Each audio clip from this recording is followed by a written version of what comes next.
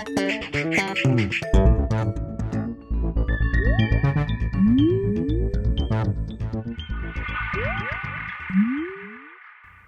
everyone and welcome to The Vortex, where lies and falsehoods are trapped and exposed. I'm Michael Vorse. Just a quick note for Catholics in the Orange County area in Southern California. Real Catholic TV will be in Irvine, California, Orange County, this coming Saturday, October 15th, for a day-long conference on the laity, sponsored by the wonderful people at Truly Catholics. We've attached a link on this page with the email address to register for the conference. Please try and attend and support their efforts.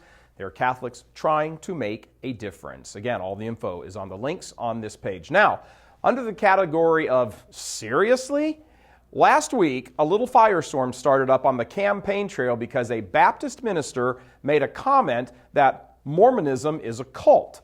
Mitt Romney is Mormon, and that was the context of the comment.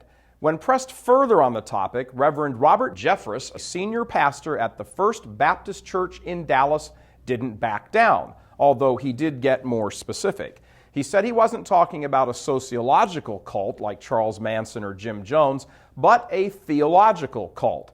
He said that Christianity has never viewed Mormons as Christians, and he's actually right there. But then he went on further, and here's where it gets ridiculous.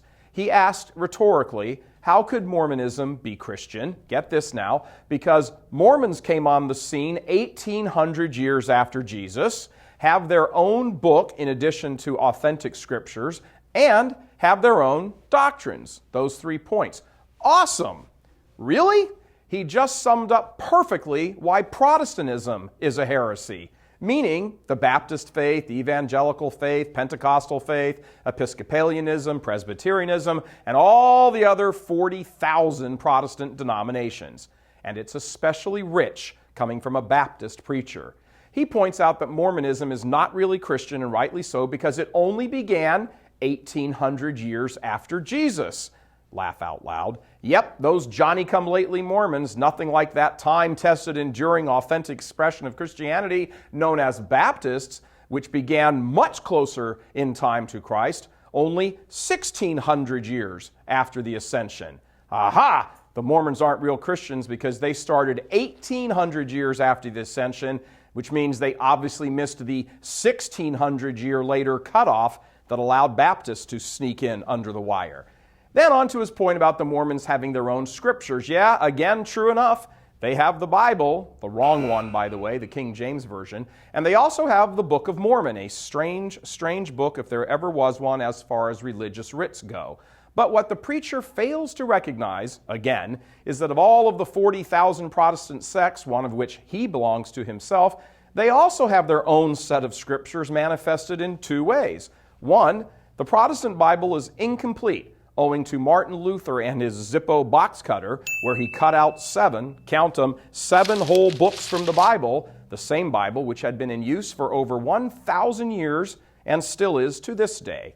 He also carved out certain chapters and passages of other books, leaving them deficient, even on the best of days. He was ready to go to town on the New Testament as well before his slightly more sober Reformation pals told him to chill out and put the knife down.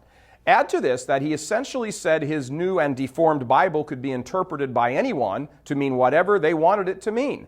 And this happens every single Sunday in tens of thousands of Protestant pulpits week after week, unfortunately century after century. So in the end, you have nearly the very same situation among the 40,000 heretical Protestant faiths that preacher Jeffress is complaining about with the Mormons. And as to the different set of doctrines, have you taken a survey of Protestant doctrines lately?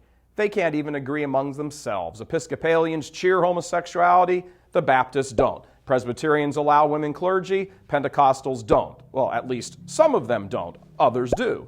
Abortion, yes. Abortion, no. Fundamentalists like one thing, Congregationalists don't like it at all. Some followers of Calvin support all 5 of his points, known as TULIP, which stands for total depravity, unconditional election, limited atonement, irresistible grace, and perseverance of the saints. Now, some others only support 3 of those. Still, some like 4, but others are less risky and back only 2 of them.